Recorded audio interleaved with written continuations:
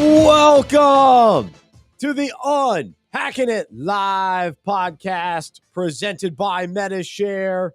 I'm Bryce Johnson. For the next hour, we will unpack sports, faith, and life with you and the Unpacking It community of sports fans.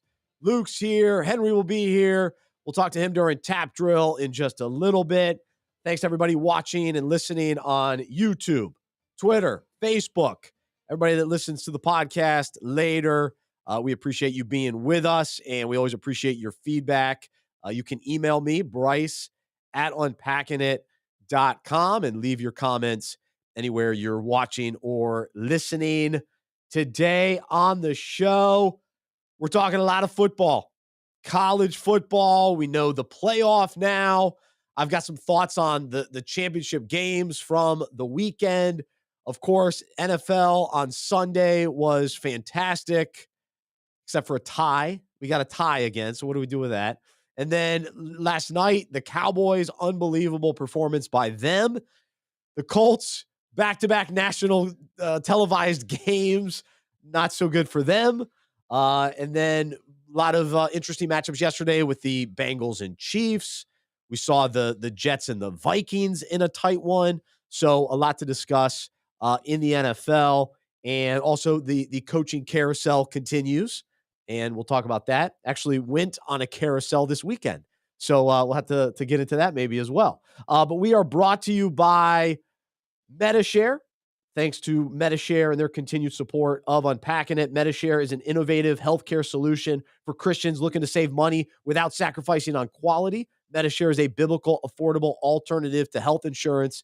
You can check out Medi-Share.com/unpackingit, and members of Medi-Share save up to 50% or more per month on their healthcare costs. So check out Medi-Share.com/unpackingit to figure out if they're the right fit for you and your family.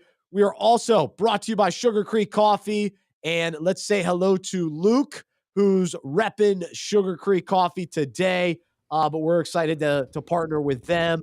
They've got a passion for coffee, a love for people, and you can visit sugarcreekcoffee.com. Use the promo code UNPACK to save some money on your order. They will deliver right to your door. So you can order some coffee for yourself or family members and friends this time of year as maybe a little Christmas gift. So again, sugarcreekcoffee.com. Use the promo code UNPACK. Luke, good to see you. You're repping the Sugar Creek Coffee hat. Looks nice. That's right. I like that. I got it. The shipment came in, woke up to it this morning on my front porch. Nice. Hey, I'm a lover of Sugar Creek coffee. Some people call me a coffee snob, but I'm a sucker for fresh roasted beans. And they make great coffee. The wife loves it too. It makes me a good husband. So when I'm brewing coffee for us, she's loving it as well. So I'm feeling good. So thank Sugar Creek for making me a better husband. That's also a perk. I like that. That's what coffee could do. So Sugar Creek Coffee, handcrafted, small batch, artesian roasted. So it's delicious. So check it out, sugarcreekcoffee.com. All right. So many different places to go today here on the show, but we'll begin with what we're convinced of, and then we'll get into some of the matchups from the weekend. But I'm going to start with this in college football, Luke, because I'm convinced the 12-team playoff that is coming in 2024 is fantastic. I can't wait.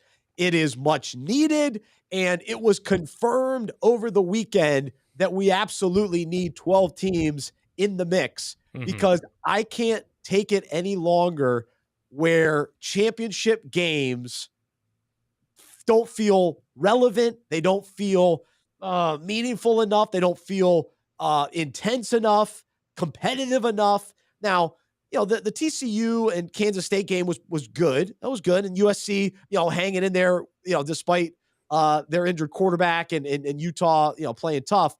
But to see Michigan blow out Purdue, come on. Clemson blowing out UNC. Georgia blowing out LSU.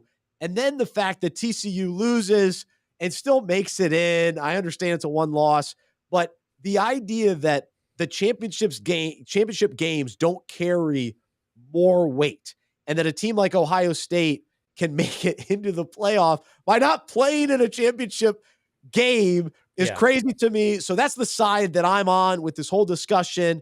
And so I'm all in on the 12 teams. I think it will add more value to the championship. And absolutely, we know that this is the case too. You got to remove the divisions. You got to have the two best teams in a conference competing for that conference championship.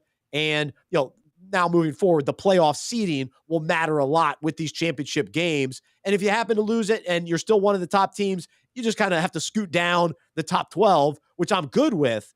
But with the way things are now, the idea that a championship, that you could be a championship loser or somebody that didn't even compete in the conference championship, and you're one of the 4 best teams in the country competing for a national championship, I can't reconcile that. So I'm so thankful that we're moving on from that. So that's what I'm convinced of today, Luke. A lot of thoughts. So first, going into the weekend, so USC-Utah played Friday night.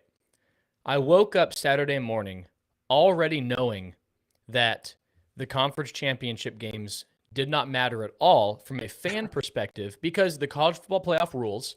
Now, as a player, the TCU players, yes, they absolutely want to win the Big 12 championship game. It's a championship game. They want to win the conference. But from a fan's perspective, if you are a neutral fan, the games didn't matter because since USC lost to Utah, unless the playoff committee breaks precedent and puts a 2-loss team in, which has never been done before, no matter what TCU does, they lose, they're a 1-loss team, they're in. Ohio State's automatically in because they're a 1-loss team. Michigan's automatically in because if they lose, it would be their first loss. And if Georgia lost, it'd be their first loss. So the playoff was decided. So as a fan, it's like, man, watching games that don't matter for what's more important, it just kind of stinks. You hope there's more riding on the games. And Bryce, I am so with you on these divisions. It makes no sense. I mean, come on. How on earth is Ohio State and Michigan not playing in the Big Ten championship game? I understand divisions, but it's outdated. How is a 3-loss LSU team in the SEC championship game? The best teams should play in the conference championship game, and the move to 12 teams for the playoffs is a no-brainer. 4 teams, it just causes too many problems. Like non-conference champions are going to the playoff because 2-loss teams can't go, and it just makes no sense. If you're a conference, your 2 best teams should play in the championship game. It's disappointing from a fan's perspective. We want to see the 2 best teams play. We want to see the best teams play, and we want the games to actually matter. They absolutely should. And I was thinking about this today. To me, college football, because I'm biased because App had a great September, but it felt like September was the best month for college football. And so it shouldn't dwindle toward the end of the season. Now, I think, like we talked about last week with rivalry weekend, I think that was a strong weekend right after Thanksgiving. But championship weekend should just carry way more weight. And I really think that it can and will, if they set it up properly with the 12 teams and how that all kind of builds up and leads into, like, it needs to be factored in. It's a part of the playoffs. You got to win. This time of year, you got to win. That's what it's about. If you lose, you go home. See ya. Yeah. So that's how I feel about it. I can't wait. So I'm glad that all that news came, together kind of toward the end of last week where we can officially move forward with 12 teams in the mix. It opens up the door for way more schools to participate in meaningful postseason games. Enough of the bowls. That ship has sailed. Those don't, all know those don't mean anything anymore. And so now to be some of the bigger ones now as a part of the playoff, that's fine. I don't care. You can brand it however you want. But this is great news. And I think college football is only going to get better because of this. I really do. More interest. Absolutely. So it's going to be great moving forward. I will say one thing related to divisions, and it's about the NFL, and it's loosely related. I'm not saying NFL should do away with divisions. However, since we're on the conversation of tweaking things, if you win the division if you win your division in the NFL, make the playoffs. That's fine. Keep the divisions. But should you have a higher seed than a wild card team who has a significantly better record than you? No way. The fact that, like, if the Cowboys had to go play the Bucs in the first round of the playoffs and the Cowboys had the better record, the Cowboys should have home field. They shouldn't have to go to Tampa Bay. You can make the playoffs if you win your The division. Panthers, you mean? The Panthers are going to be hosting a playoff game. That's right. Or the Falcons. The Falcons are deciding, do we want to go with Ritter or do we want to ride it out with Mariota? Playoffs are on the line. But the seeding has to change. That's also something I'm convinced of today. The teams with the best record should have the best seeds. I'm fine if you win your division, you make the playoffs. That's great. But the seeding should go in order of best record. I'm pretty convinced of that today. I'm with you. And even in like the NBA, like divisions that used to matter a little bit more, and they've slowly removed those.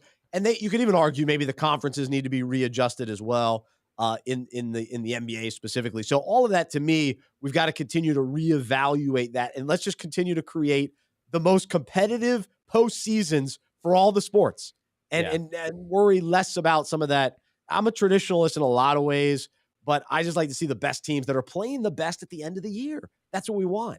Yeah. And so college football kind of it's at front and center. And then when we see a season like this in the NFL, which seems to happen relatively regularly, where one division is really bad. It's been your NFC East a number of times. Absolutely. But the NFC South has been in that mix too, where you're sending an 8-8 team or whatever, or a 7-9 team, and however now we've added an extra week. But I think it's funny. I mean, we're both diehard NBA fans. I don't know if you could name them, but I wouldn't be able to name the teams in the Mavericks division in the NBA confidently. Yeah, I'm not sure I could do it. And I don't know if this is true, but if the Mavericks have a banner hanging in the American Airlines Center for divisional champs, we've got to tear it down. Yeah. The most meaningless banner of all time.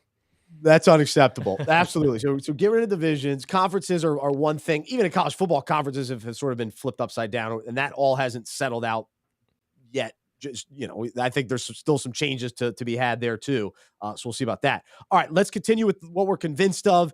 Those of you jumping on live, let us know what you're convinced of on this Monday as well. You can leave your comments anywhere you're watching or listening today. But the other thing that we're convinced of today, and Luke actually brought this up, but the idea that the running back committee in the NFL is officially the answer, and we as fans can now fully embrace the running back committee.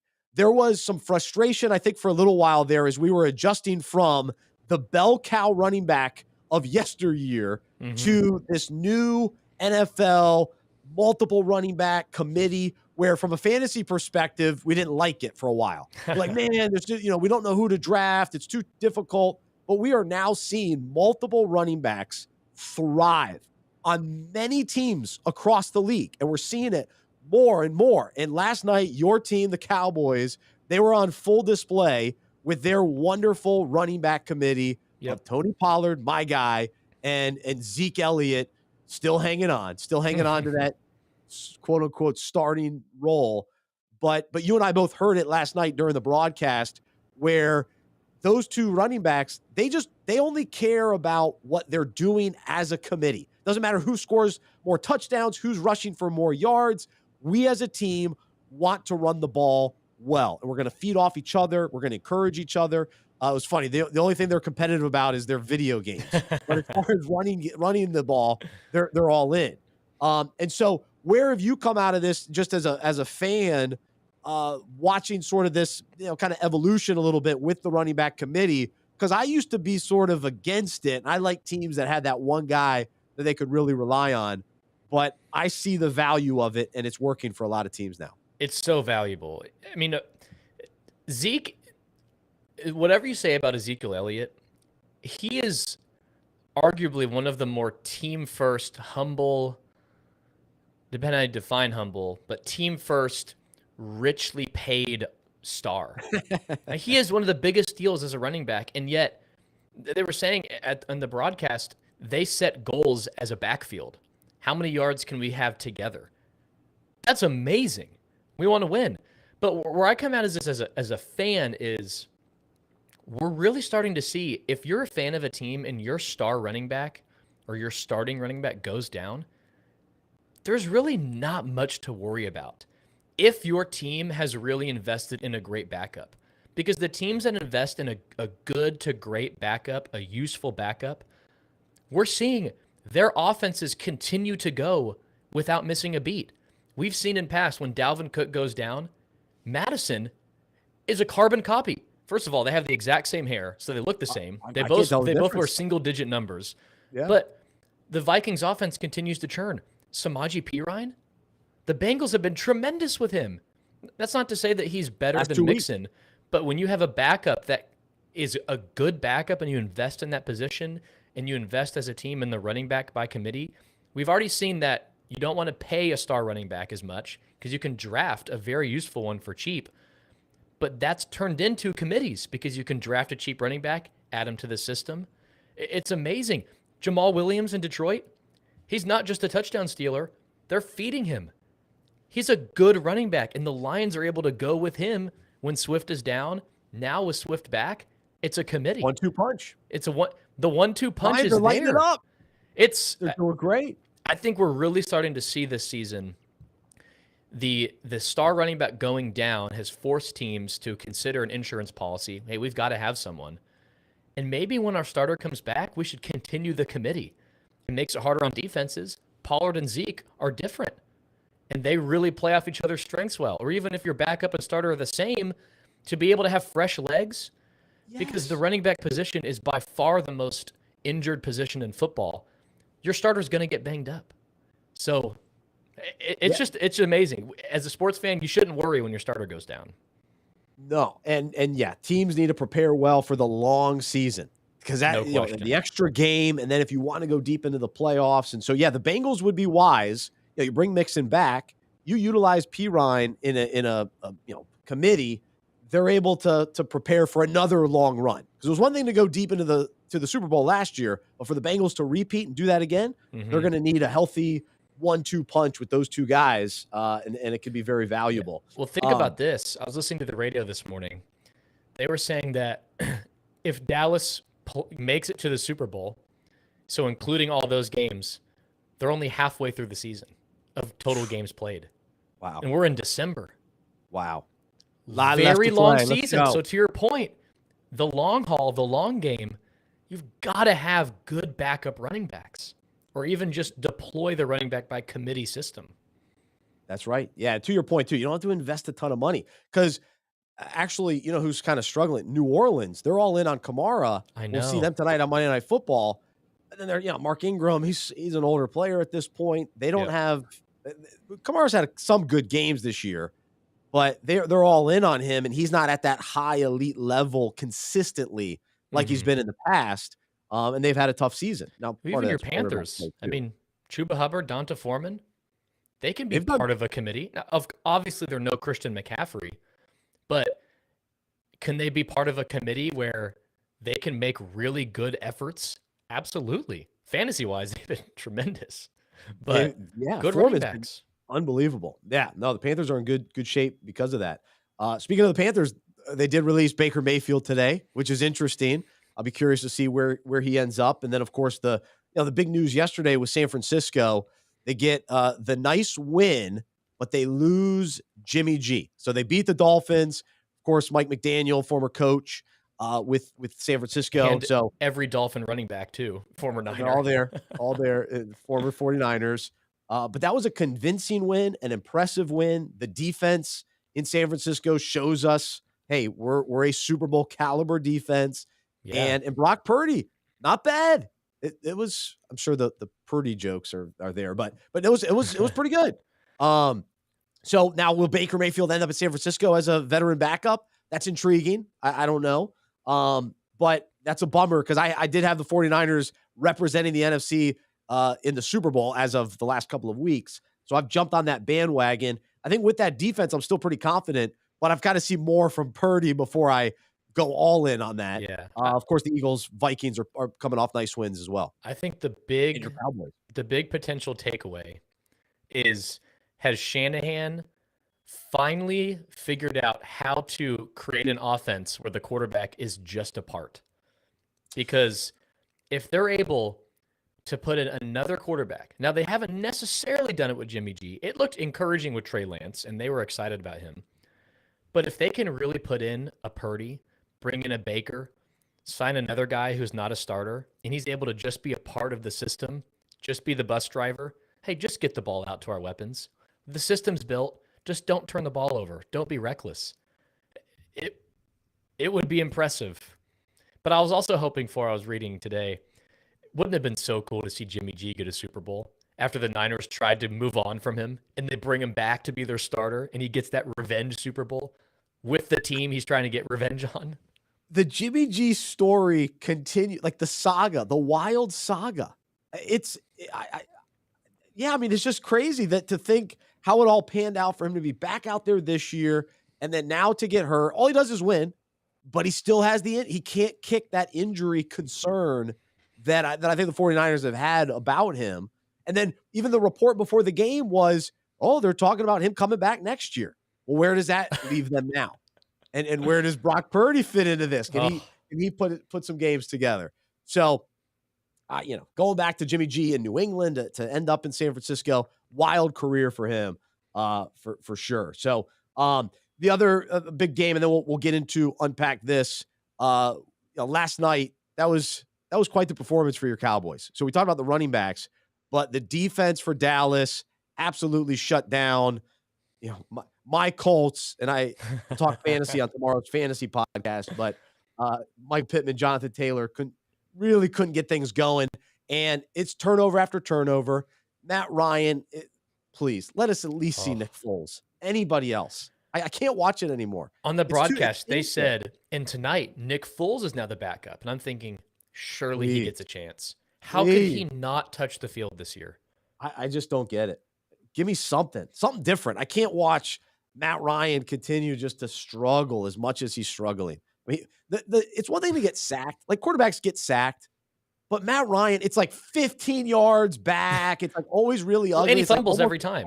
He fumbles the ball every sack. Yeah, it's just unacceptable. So you got to figure something else out. So, this was a fun story with Jeff Saturday. He is in over his head to a certain extent, but it's also the poor quarterback play, which continues to be the story there too. Gosh. And the offensive line, I mean, this can't move the ball. And scoregami, it was the 1,074th unique score in NFL history. 54-19, Cowboys over Colts. 54-19. What a weird score. I know. How cool is that? That's fun. But it was just they kept scoring. They kept scoring. I was watching it this morning on I watched the key plays on YouTube TV, which is a great feature if you're catching up on games. I was watching it for a little while, then I was kind of pulling away. But there was like more key plays. And I'm thinking, how could there be more key plays in this game? But Dallas just kept scoring and kept forcing turnovers. Yeah. It was remarkable. Then the other big game yesterday, Cincinnati, Kansas City. A very convincing win for Cincinnati. The score was close, but just hey, Cincinnati's here. They've got a good defense, a good offensive line, two things that maybe we questioned last year. We know Burrow's awesome. We know they can run the ball. We know that they've got three incredible weapons at receiver, even though Boyd dropped a kind of a key catch later in the game. Yeah. That was surprising, but they're locked and loaded. I expected them to have a little bit more of a down year, and they're probably exceeding my expectations with how good they are this year, but they did get off to a slow start. But now with the Ravens and Lamar Jackson banged up, it's a good point. The door is wide open for Cincinnati to win the division, get more home field advantage and all that sort of thing. So impressive win for them yesterday. The AFC playoffs are going to be amazing. We're going to get such a good divisional round game. Somehow it might be Chiefs-Bills again, Chiefs-Bengals, Rams-Bengals. Goodness, we're in for a treat. And we're close. We're not that far out. That's right. It's gonna be great. And then as far as the Chiefs go, not overly concerning for them. I mean, I think the Bengals defense gets some credit for how they played. Mahomes just kind of slowed him down a little bit. They still ran the ball decent with Pacheco. But Kelsey didn't have the monster game like he's been having. So that was somewhat surprising because it seems like every week it's just a monster game. But yeah, so impressive for the Bengals to be able to have really a good game plan. And Joe Burrow 3-0 against Mahomes. Yeah. They've sort of got number now, which is I don't know if you feel this. I was feeling this watching the game. I just don't panic about the Chiefs. Like even at the end of the game, I was envisioning if Mahomes throws a pick here and loses the game, I'm almost conditioned to think it can't be his fault.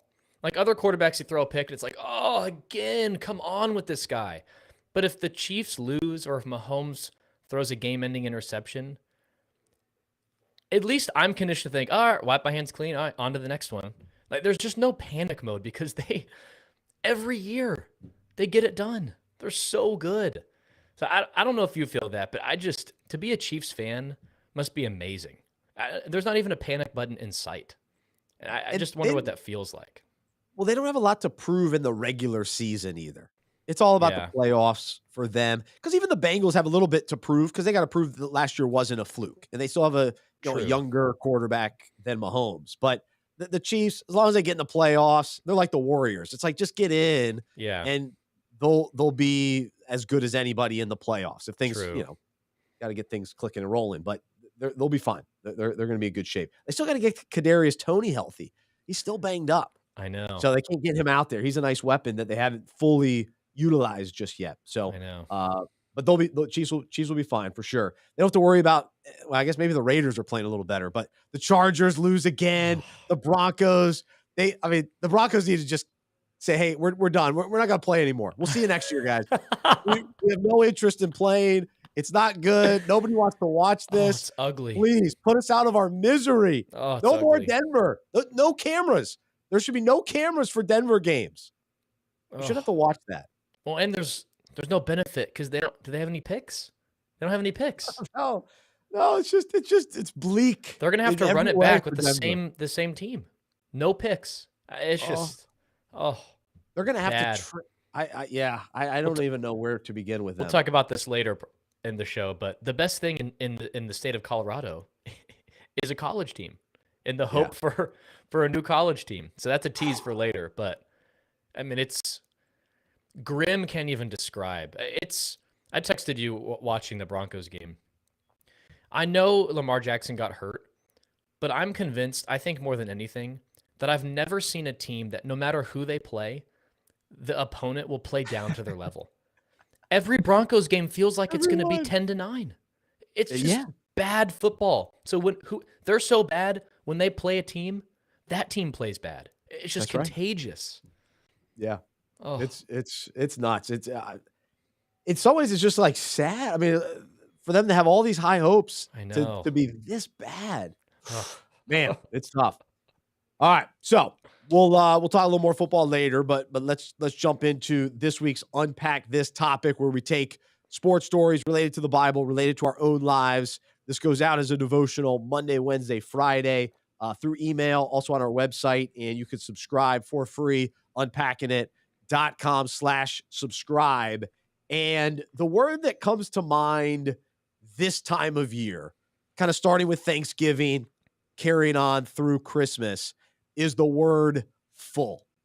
I don't know about you, but everything is full. These pants are tight today because I'm full. I just had a big lunch today. I ate a ton over the weekend. So food, full. I had cookies last night. Not only did I have cookies last night, Jody put peanut butter on top of the caramel chocolate cookies. So it's like an added peanut butter. So yeah, I put a little peanut butter.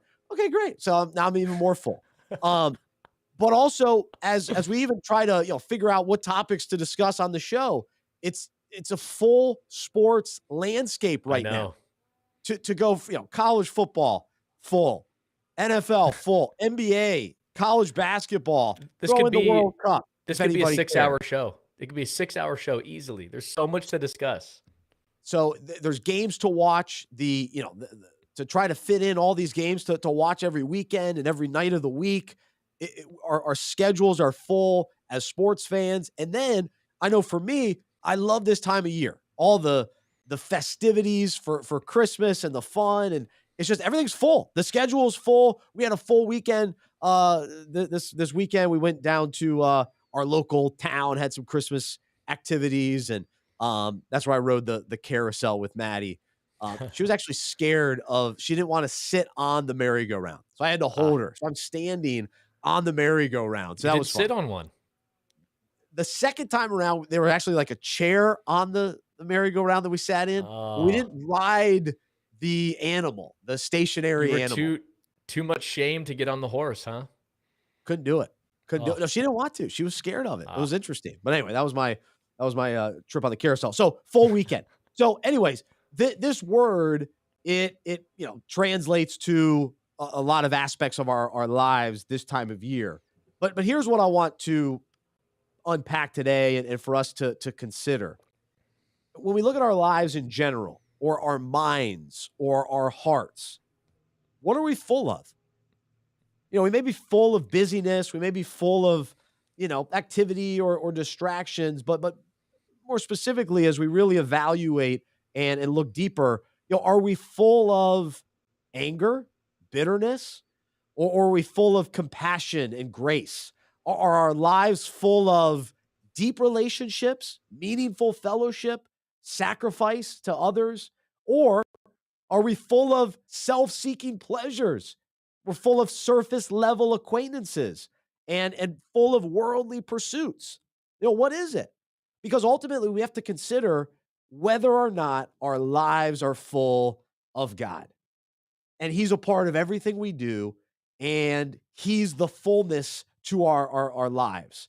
Because are we filling ourselves with the things of God and more importantly, of God Himself? And are we living spirit filled lives, or are we too busy filling ourselves with everything else that the world offers? And we're so full of everything else that there's no room. We haven't made any room for God. We're full of too many other activities and busyness and distractions.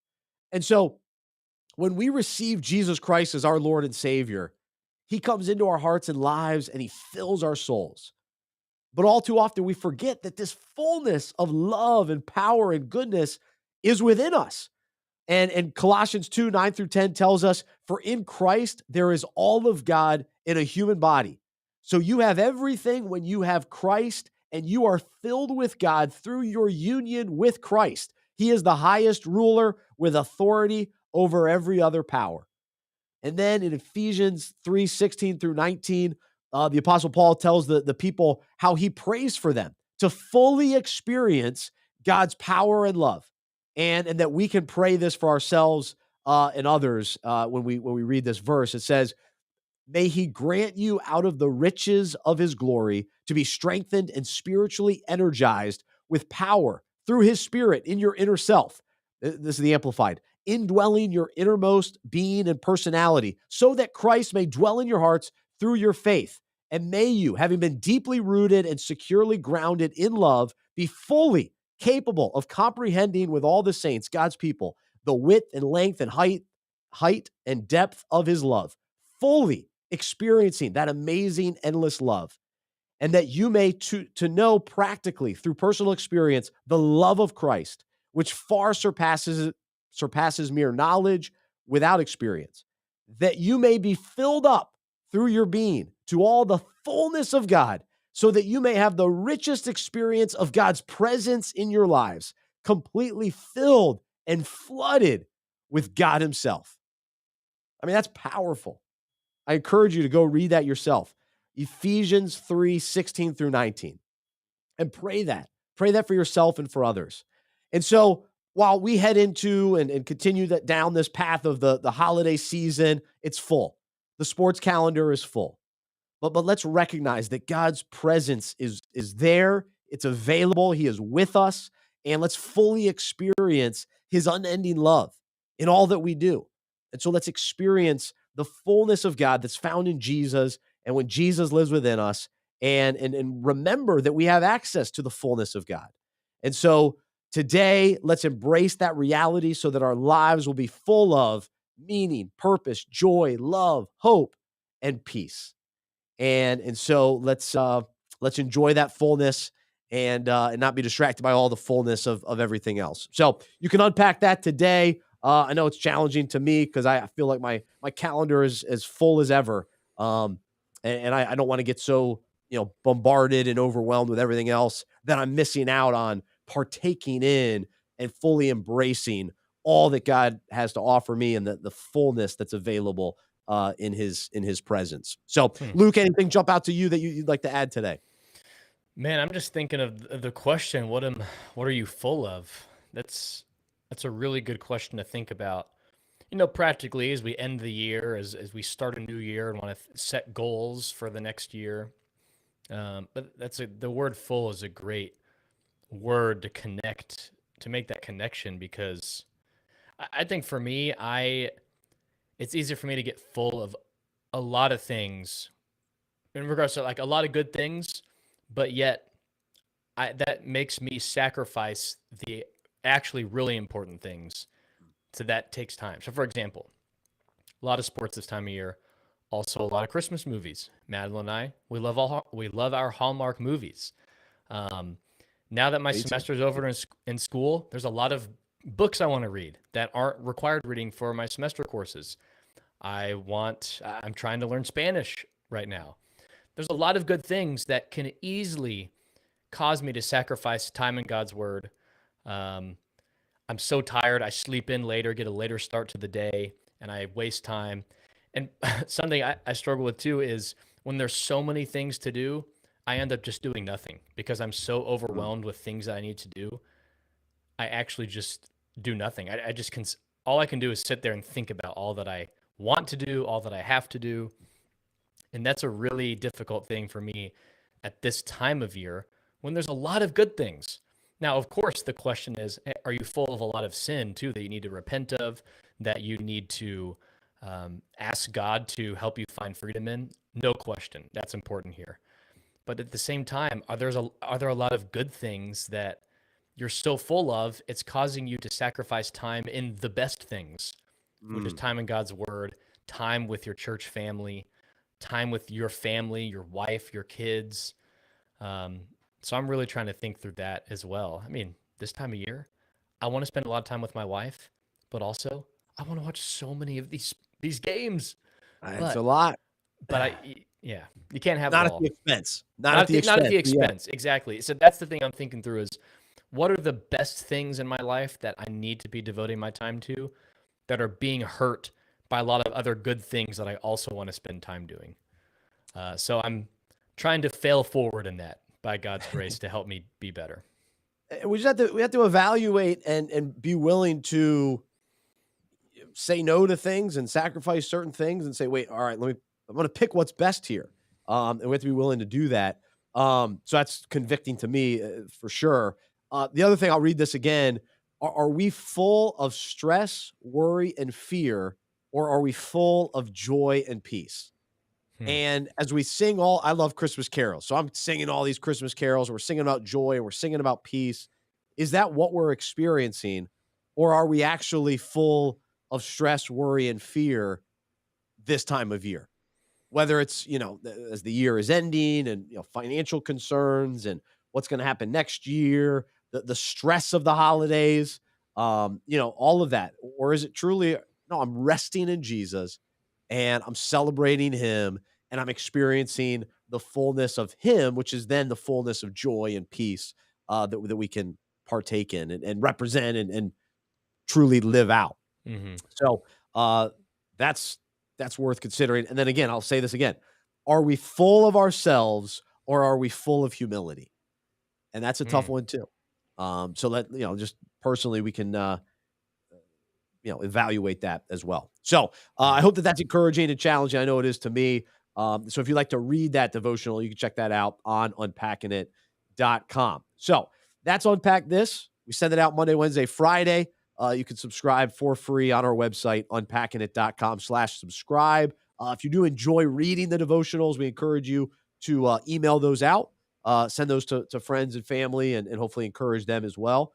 Maybe they'll sign up also, so they can become subscribers themselves. All right, so we've got some other topics to get to today, and I talked about the carousel that I went on, the merry-go-round downtown Belmont, but also the coaching carousel continues, and something we brought up a couple weeks ago. What about the possibility of Deion Sanders leaving Jackson State to go to a bigger program? He ends up at Colorado.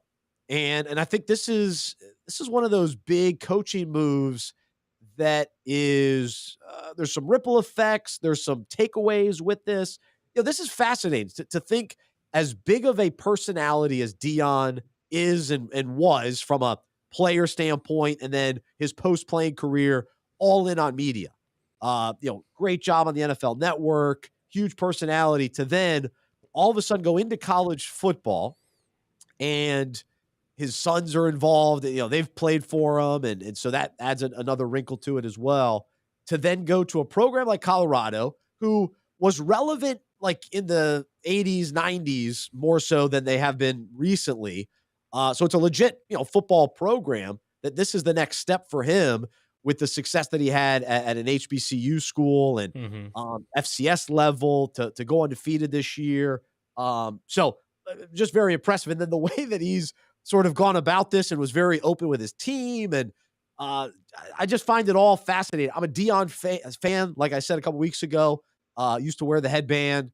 I used to do the high step when I was in the backyard, and I wish I could have done it on the actual football field. But remember, I got cut from my middle school team, so I just had to do that in the backyard.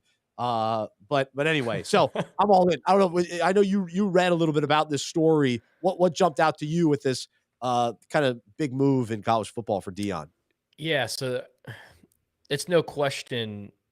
You said ripple effects. I don't know. It's going to be interesting because Lincoln Riley goes to USC, immediate success, ton of recruits with him. But like Deion Sanders has the potential to. I mean, this Colorado team has been bad. They're very bad this year. They have not won many games in the last 10 years. But he's going to, at minimum, what Deion brings to the table is recruiting and relatability to young men. It's been very cool to see how much he cares about mentorship and really setting these guys up for success. And all his, now it helps we get to see this because a lot of media follows him internally and externally, but he really does care about these young men that he coaches and wants to help them develop. And I think these players are seeing, hey, this is a guy we can trust and really wants the best for us. So automatically, Colorado's going to be able to probably do some serious damage in the transfer portal. He's going to bring some players with him at Jackson State. I mean, he was able to get the number one player in the country to commit to him at Jackson State in Travis Hunter. That's impressive. The big question here is, how well can he coach? He's going to get talent. He relates to players. Young men trust him. How well can this man coach? So I'm really excited to see it, and I am rooting for him. This is really exciting. He's good for college football. He's different. It's not the same old types of head coaches, which I find refreshing in college football, and some of the recycling of guys or picking from the same school's staffs and all that kind of thing. So that from that standpoint, I think it's cool. But he's got to have a great staff. He needs to build a great staff, and hopefully some of those guys that he's had at Jackson State can go with him. But having the veteran on that level that have familiarity with that part of the country too. I mean, he'll be able to recruit nationwide, but you got to have those assistant coaches that have those tie-ins as well. So that'll be key. And then, of course, this kind of happened earlier last week, but then Trent Dilfer going to UAB. So he's been coaching in high school for a while, and we've had him on Unpacking It and enjoyed that conversation. That's been probably a few years now, but he of course was on ESPN for a long time, analyst, and so he still does some. You see him on TV here and there, but him getting that job is a big deal. To then also add in Jeff Saturday. So here's three well-known former players and media personalities. Deion Sanders has by far the most coaching experience, which is just kind of who would have said that 10 years ago? That out of Jeff Saturday, Trent Dilfer, and Deion Sanders, who's going to have the most experience when they get a big-time head coaching job? Deion's proved it. 3 years at Jackson State. He's proved it. So we'll see. It is interesting. It is interesting that I guess he wasn't ready for Florida State, because Florida State definitely could have given him that job a couple years ago, right?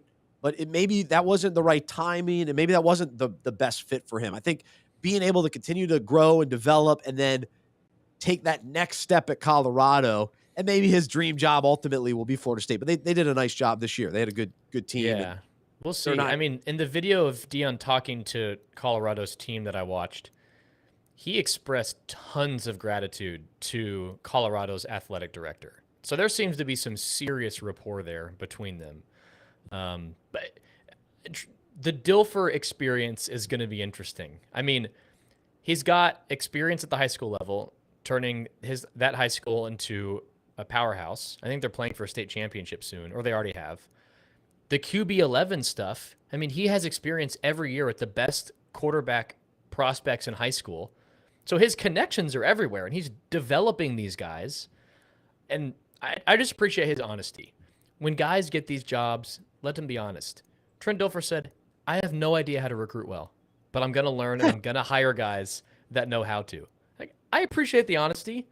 Don't try to say, oh no, yeah, I'm a great recruiter. Oh, I'm going to figure it out. I'm the hardest worker out there. Okay, that means nothing. Just be honest. So he's been honest, and I appreciate that. I like it. I'm for the honesty, and I think it's refreshing. So not every coach is that way. That's for sure. All right, let's go quickly back to the NFL. Then we're going to bring on Henry, and we'll do some tap drill. But anyway, excited for Dion and Trent Dilfer. We'll be rooting for him. Interesting too. UAB didn't have a football program; they took it away, and now it's back, and so that adds a little intrigue as well. I mean, roller coaster UAB.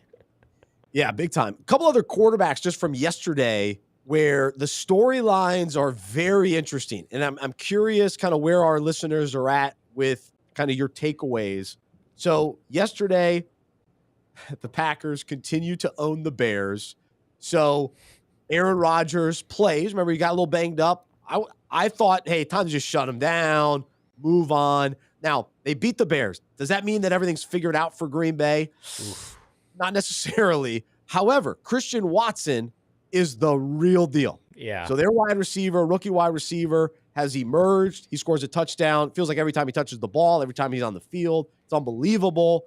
But Rodgers played well. Plus, they ran the ball. They finally ran the ball well again with A.J. Dillon, which is great. So now the narrative around Aaron Rodgers, where do we go with that? Are people bought in that, hey, now the Packers make a little run here?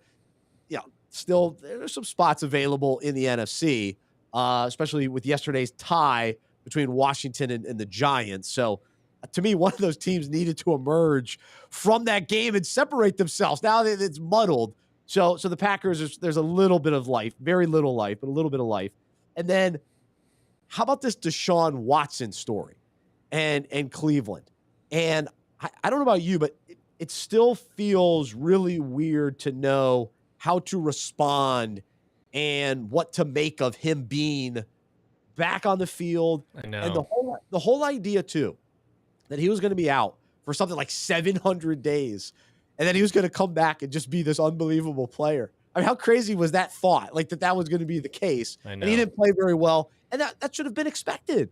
So, yeah. But the fact that they won against the sorry, hapless Texans, his former team, his first game back. I mean, you can't write this stuff. The things that happen in sports that you just can't make up, the way that the timing works for teams, and it's always funny to me. But that was his team, and then of course they beat them, and it was in Houston, so they of course booed Deshaun. But Browns fans, I don't think there's this sense of excitement and optimism around the Browns. I don't gather that yet. And speaking of honesty, he really hasn't been forefront and honest, and so we don't really know where we stand with Deshaun. We don't know what's true, what's not true. I know. We don't know where he's really at with it all. There's just a lot of vagueness. I know that the media in Cleveland has already been sort of turned off by his lack of kind of communication and accountability and answering the tough questions. Yeah. So anyway, I'm fascinated by that. It's hard to have expectations. It just feels like there's a cloud over Cleveland. It was weird watching highlights. Like, I wonder what his teammates think. Myles Garrett expressed, hey, we didn't expect him to come back and dominate. He hadn't played in 2 years. So I think the players probably have proper expectations because they see, okay, it takes a lot of work and continuity to be successful at the quarterback position. So I think they probably understand that. But Is Deshaun going to look better than Jacoby Brissett the rest of the year? Maybe not. Honestly, probably not. I think that would be a tough ask. I mean, I think it just goes to show the biggest takeaway is the Texans are just so horrendous. They lost convincingly in Cleveland. Did they even score an offensive touchdown? I don't think they did. No, Punt return, special teams, defense. defensive. Yeah. I mean, come on. I don't know. And then Houston's going to draft a quarterback, and then that quarterback's going to have his career ruined because he goes to Houston where he has no chance to succeed. So I just have a lot of feel so picks. bad.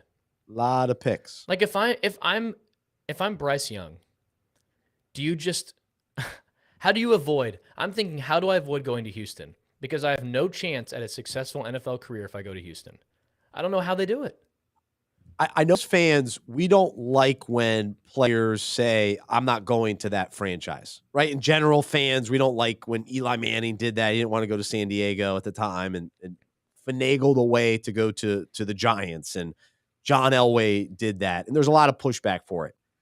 But at the same time, these are these guys' lives. I know. And to go to Houston with their kind of track record, and they did win some games. We forget that, though. Deshaun Watson and Bill O'Brien actually won some games in Houston, even though it always felt like it still didn't. It wasn't a good feeling for whatever reason. It was always like, it's Houston. What are they doing? I mean, DeAndre Hopkins was there. Like, they had some players. But where the situation that they're in now, you're exactly right. If I'm one of those top quarterbacks, I'm working my agent is working out of that. I want to go somewhere else. No, it's just you have to you're going to get a it. lot of money, so financially you're going to be okay. But if you want to have success, I just don't know, because likely you're going to have to force yourself out of there via trade after 4 or 5 years. It's just, I think to your point, yeah, we always hate on players for saying I don't want to get drafted there, but as sports fans, do we have a heart? Do we think a guy like Bryce Young, do we want him to go to Houston? No, poor guy. We don't want that for him. At least let him go to a place that has a fighting chance. Carolina. A place like Carolina has a fighting chance. They have. Hey, we're competing for a divisional title here. That's what I'm saying. Like, there's levels to it. They're pulling hard for the Saints tonight, by the way.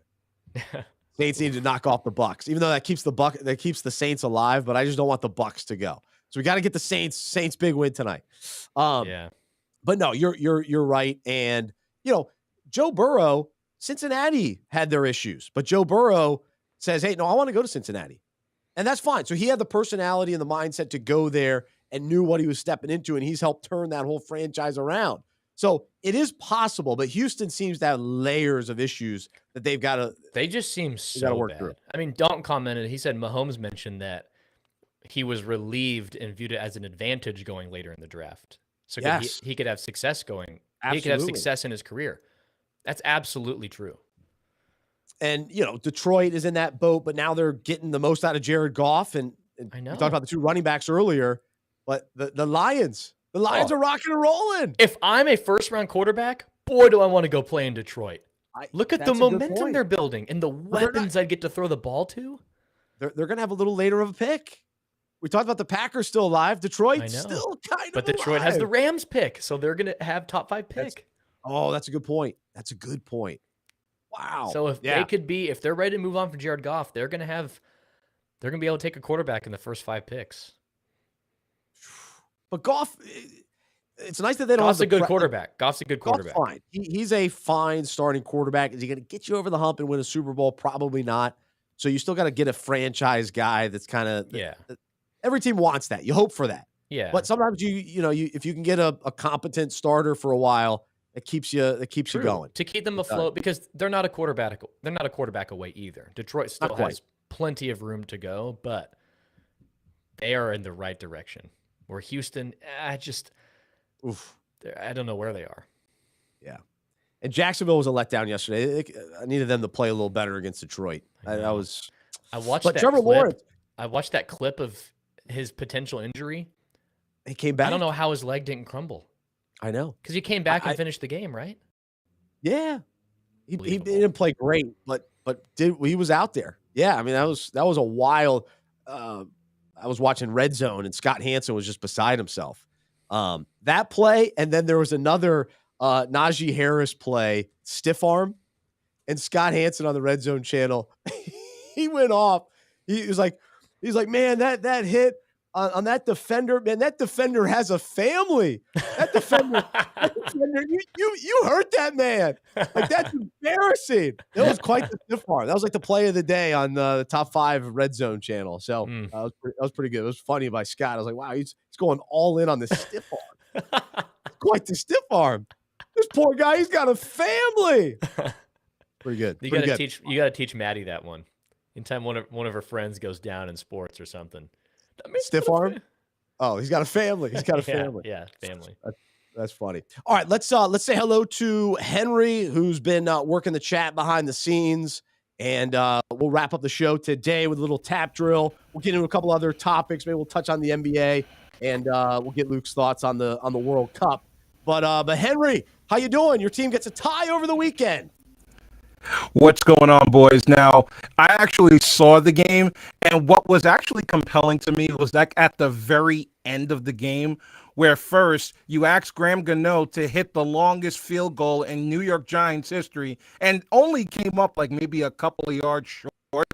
Straight. So I give him props for that effort. But I've never heard 20,000 people go silent in my life. It was almost as if they didn't know how to react. We're like, that's it. This is all we're getting. We're getting a tie. Yeah, and it looked as if the coaches Ron Rivera and Brian Daboll were like, okay, I guess we're done. It was just one. It was just one really big stadium of confusion. We're like, okay, I guess that's it then. So my takeaway was that was an opportunity for Daniel Jones to go win a game. And I think it speaks to the issue long term is Daniel Jones doesn't have the ability to really win games for you. And there's a difference in the NFL. And really, it was kind of the same for Heineke too. Heineke's a nice player, and he rallies, and he's fun, and he'll make some plays. But we see it every week on Sundays. The great quarterbacks, they win games. They put together the drive that matters. They march down the field. They make the plays. They get the first down. They score the touchdown, and they win the game. And we saw with Washington and New York, they don't have that guy. And both of them are having nice seasons. They're taking steps in the right direction. They got a lot of pieces, but they haven't solved their quarterback position. So I don't see Heineke as their franchise quarterback moving forward. And I haven't seen enough of Jones to say, yeah, let's give him a long-term deal. We're going all in on Daniel Jones. How do you feel, Henry? You might actually be right about that. And to further your point, it's not just the quarterback issue. It's just a talent issue between those two teams. I mean, you look at the Redskins, the Commanders. Chase Young is still not even playing yet, and that was their big good point. That was their big draft pick. And on the Giants side, can you name anybody outside of Saquon Barkley and Daniel Jones? I'm a Giants fan, and I can't name them. Slayton's been good at receiver. Slayton's been good. He has been, and when he's not dropping the ball, but or injured. Giants, everybody's been injured. Everybody's been injured. They've been playing with practice squad guys and third string guys, and that goes to the coaching of Brian Daboll, where Brian Daboll out of that group got 7 wins, maybe 8 or 9. He might even get them to the playoffs, but I can guarantee you there's going to be a lot of changes in that team. And you might be right, starting with Daniel Jones, where the Giants right now are in a no-lose situation, because if they like him, they can give him a short-term deal. If they don't like him, he's a free agent anyway. So it'll be interesting to see how that goes. And as a matter of fact, last week we were talking about briefly the flex game. Next week's game between the Giants and the Commanders is flexed to Sunday night. Okay. They flexed the game to Sunday Night Football. Wait, they play again? So they play. This is fascinating. And that's right. I did read that. Washington has a bye this week. Yep. So they play the Giants. They have a bye, and then they play the Giants again. And it's going to be 3 weeks of Giants prep. Yeah. So as of now, I say advantage Washington as a very non-data driven gut feeling. 3 weeks of Giants film. that's sure pretty the focus there. Yeah, that's helpful. Yeah, that's interesting. All right. Go ahead, Henry. We mentioned it before. The United States is gone from the World Cup. They lost 3-1 to the Netherlands, and I'll let Luke start on this. But my takeaway from that ultimately is that the United States men's team got the job done that they were supposed to do. They were supposed to get out of the knockout round. They did get out the knockout round, and you saw their inexperience show. Now, the Netherlands teams, as Luke will probably tell you, is not the powerhouse that we're used to seeing, but they knew enough to know that wherever the United States were going to make their mistakes, they were going to capitalize on it, and that's exactly what they did. The United States did what they needed to do, but there are some people who feel like they probably could have played better. Luke, what do you think? Yeah, no, you're spot on. It was encouraging because this is, I believe, the second youngest team in the World Cup, the U.S. So I don't want to always be next year guy. I'll just wait till next year. But the next World Cup, 2026, in North America, so many games are going to be played in the U.S. It's going to be U.S., Mexico, and Canada. So advantage there. And all these guys are going to be in their prime. That's encouraging. The discouraging thing is the U.S. has been able to get out of the group stage before, and they always lose in the round of 16. So I was hoping that they'd be able to get a win and really say, hey, America's arriving. They didn't do that. And the goals they let up against the Netherlands, it's just falling asleep at the wheel. It's just young mistakes. The Netherlands were better, way more experienced, like you said. But there is a lot to be encouraged about for 2026. I told Madeline after the U.S. lost, I'm thinking, hey, let's get a budget line item right now for tickets. Future house savings, new car savings, World Cup tickets, priorities, gentlemen. Wow. I didn't watch any of it, so I missed it. I missed the USA World Cup. So I'm sorry to hear they lost. I kept waiting for them. All right, let me get a big win, then maybe I'll come around. And sure enough, when did they lose? Saturday morning at 10? I mean, come on. What am I watching these games? It's like 2 in the afternoon, 10 in the morning.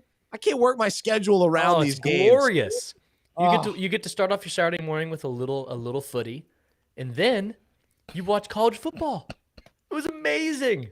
Yeah. I had buddies that were showing up to watch parties. Like a lot of like soccer restaurants and bars were opening up early on Saturday morning. People were getting there at 7 in the morning because so many people wanted to go there to watch the game. Now, I was on my couch with a cup of Sugar Creek coffee. Another plug for Sugar Creek. So I was loving life outside of the loss. Man. No, I mean, I'm bummed they lost, but now we move on.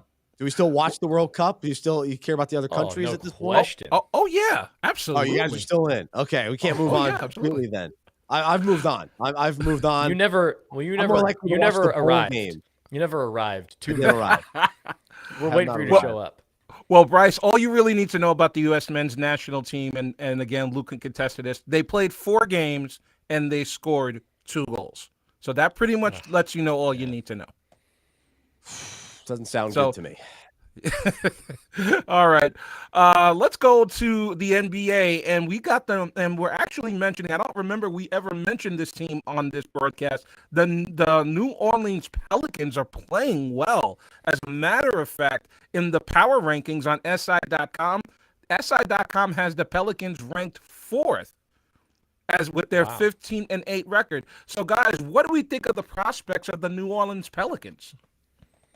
Henry, we have talked about the Pelicans because I defended Zion Williamson when the whole world was against him.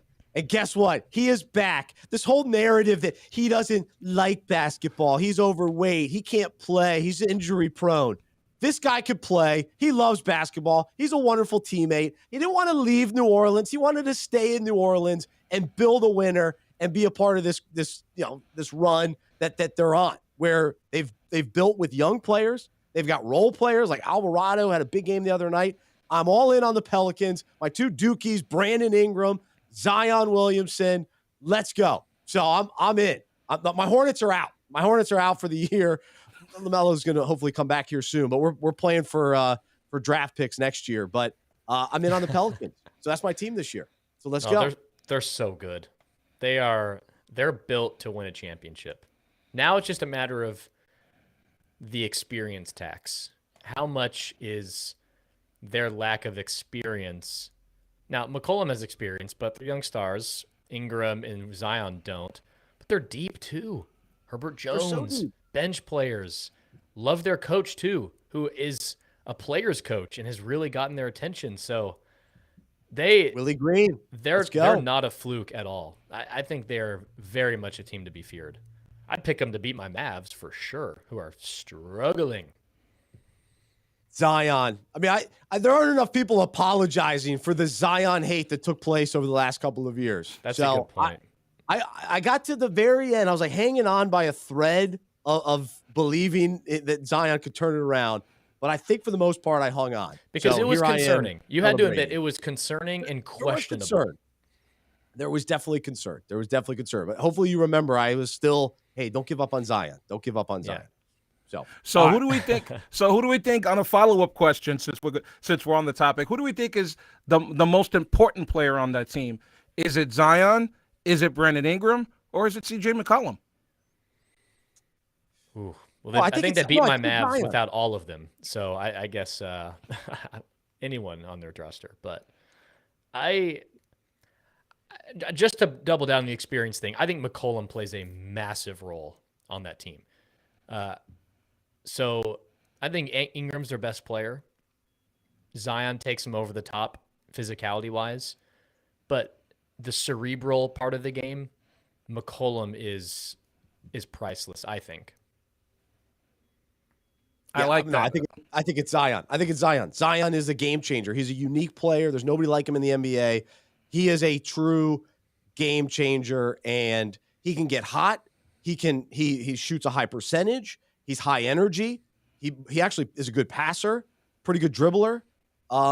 He makes them go. He gets them to the next level. So that's why I think he's the most important. I think you're right. McCollum's that veteran that you need, and Ingram does a lot as well. But he doesn't necessarily have that captivating personality on the court the way that Zion does. Zion's got it off the court too, but on the court, just that captivating type of player where you make players better. When you're on the court, there's just a belief that, hey, we're going to win. We got Zion, he can do different things. There's something special. So he's my favorite player to watch in the NBA. So anyway, I'm all in. This won't be the last time we talk about it. I'll say this one more thing. God, I feel like I'm on Around the Horn right now with my hand trying to get points. But Around the Horn, what a sad show. I know, gosh. I used to watch it like 20 years ago. Well, the best part was whoever the guy he had the chalkboard, and it was the quote of the day. That was Woody Page. Yeah, Woody Page. Is he on anymore? I haven't watched. I don't watch. He's actually still on there. Is he? Is he still on? I can't do it. I fast forward just to watch PTI. That's got to have the George Lopez time slot. 3 a.m. And you wake up, you left the TV on, and Around the Horn's on. George Lopez is still on. Oh, why is the volume turned up to 100? George Lopez has a new show. He's back. Yeah. I mean, they're milking it dry. I mean, yikes. They're wringing it out. Every last ounce of George Lopez we can get. But, tangent aside, Zion, I think the most impressive part of him, or aspect about his game, is he's able to still play the same game he did in high school. Because we see a lot of dominant players. Everyone who makes the NBA is dominant in high school. A lot of players who go D1 and dominate were forces in high school. How many 6'10" to 7-footers we see in high school and college become mere 10-minute, 15-minute a game bench guys, depth guys, where Zion's played the exact same style. I think that goes to show actually how dominant he is. He hasn't had to change. He's so dominant. He does the same thing he did in high school. It's just bully ball. So I think that's so impressive. It is absolutely. So I'm excited that he's still healthy. That's the key. He's got to stay healthy. So he's still got to take care of that body. There's no question. Those concerns and questions were fair. But the idea that he didn't like basketball, come on. There were so many silly takes out there. All right, give us one more, Henry, and we'll wrap things up. All right. I don't know if you watched this on Twitter, but there's a video out of the Seahawks game where DK Metcalf starts out on our right side. He goes across the formation, and as he's going across the formation, he's telling Jalen Ramsey to come follow him. Now he ends up on the other side, and he goes out for a pass, and he catches a pass. But my takeaway from it is that if you're gonna do that, you can't do an out route for 6 yards. If you're gonna do that, you gotta go get a 9 route. You gotta go get the ball. Don't do that, and then don't call the guy out and then catch a 3-yard out. I mean, that makes you look bad. I don't know what you guys thought, but me, I thought that was kind of foul. Well, Jalen Ramsey didn't follow him, so then DK, lined up against another defender on the other side of the field, but. To me, DK is as good as he gets as a wide receiver. Him and AJ Brown, if I'm picking a wide receiver, those are the guys I like, just size, physicality, beasts. And both of them are playing really well. AJ Brown, monster game yesterday for Philly against his former team, which was sweet for him. So good for him. Titans, I still don't understand why you got rid of AJ Brown. Sorry, I had to get that take. I can't. That was... How do you let someone so talented get away? So Seattle figured out a way to keep DK Metcalf. Even Geno Smith, they've made the most out of Geno this year. They got to win against the Rams. That game was in jeopardy, but they did hang on against a sorry Rams team. Who DK caught the game-winning touchdown on? Jalen Ramsey. So he finally got his matchup. He got his matchup. So, I have an apology to make publicly to DK Metcalf. In my college podcast, I somewhat heavily argued against drafting him high based on saying that he fell a little bit. I just thought if he's purely just physicality, what's his route running? Can he actually get open, or is he just this physical specimen? He's so good. He's unstoppable, really. He's so good. So I had to confess that today. I was so wrong about him. I was very wrong about him. A lot of us were. He's amazing. And just think, Geno's been fine. He's had a good year. But if he had even just a little bit better of a quarterback, because Russell Wilson, as we saw, has clearly been on the decline. It was like, well, maybe things are just bad in Seattle. He'll go to Denver and light it up. Well, we were all wrong about that. But if DK had a guy that could really get him the ball, I don't know. I'm still not in on Geno. I'm sorry. I still can't. I can't fully endorse Geno. Since you've mentioned AJ Brown and DK Metcalf, we've got to bring this up. So AJ Brown, DK Metcalf, and I think Van Jefferson were all on the same receiving corps at Ole Miss together at the same time. None of them were the leading receiver. I think it was Evan Ingram who had most receiving yards that year, tight end. Wow. All 4 of those guys? How did they not win the whole thing? Who was their quarterback? That's a good question. Not good enough. I mean, for him as a quarterback, you have 0 excuses. Yeah, I forget who that was. I'm pretty sure Van Jefferson was their 3rd receiver. But I'm pretty sure, I also think Evan Ingram was the go-to guy there. Because Evan Ingram, Henry, you can confirm, Evan Ingram was supposed to be the truth in New York. Very talented. He was good. He was good for a year, maybe 2 years. But, then he kind of fizzled. And I thought he would be better in Jacksonville. But he had like a catch or 2 yesterday. But not good enough. That's for sure. Yeah, there was a reason why the Giants let him walk. The guy, he looked the part, but had stone hands and couldn't catch a pass. Well, you need to do that. You need to do that if you want to be a receiving weapon. All right, guys. Hey, enjoyed it. Great show. Thanks, everybody, listening. Thanks, everybody, jumping on the chat. Dalton, appreciate it. Good thoughts from you. Shannon, always appreciate you. So we love seeing you guys jumping in. Always appreciate the emails. Bryce at unpackingit.com. We will be back next Monday. And then we've got our Christmas show, but we will take some time off around the holidays. And then next year, looking forward to getting everything going again. And we're always open as we sort of end the year, plan for next year. What changes would you like to see us make to the show? We're open, topics or segments or, whatever. We're interested to hear your thoughts as listeners. And so any feedback is helpful as we make little tweaks heading into the year. So it's been a fun year so far. We'll wrap up, the next couple of weeks and finish strong. And always appreciate your support. Thanks to everybody that supports us financially as well. We greatly appreciate all of our donors and sponsors. And so you guys allow us to do this. And we love joining you on Mondays, having some fun talking sports, but more importantly, pointing one another to Jesus. And today our topic was, What are you full of? Are you full of God, or are you full of everything else? And are we, this time of year, is our schedule full, our bellies full? Well, what about our minds and hearts? What are we full of? Are we full of the things of God? Are we full of God's presence? Are we enjoying him for who he is? And are we full of his love and embracing the fullness of his love and the fullness of joy and peace that we can experience in our lives when we're deeply connected to him and pursuing him and tapping into his presence within us. So that's the encouragement. Again, you can check out unpackingit.com and read that devotional about what are you full of. So it's a good question to consider today. For Luke, for Henry, I'm Bryce. I'm a sports fan who follows Jesus. I believe in the good news that he died on the cross for my sin. He was resurrected, and through faith, I've been saved by his grace. I hope that is true for you as well. And I hope you'll join me as we live life as sports fans who follow Jesus together. Have a great rest of your day. We will talk to you next time right here on the Unpacking It Live podcast presented by Medi-Share. Also, shout out to Sugar Creek Coffee, sugarcreekcoffee.com. Use the promo code UNPACK. Save a little money and support Unpacking It. Thanks so much. Have a great rest of your day.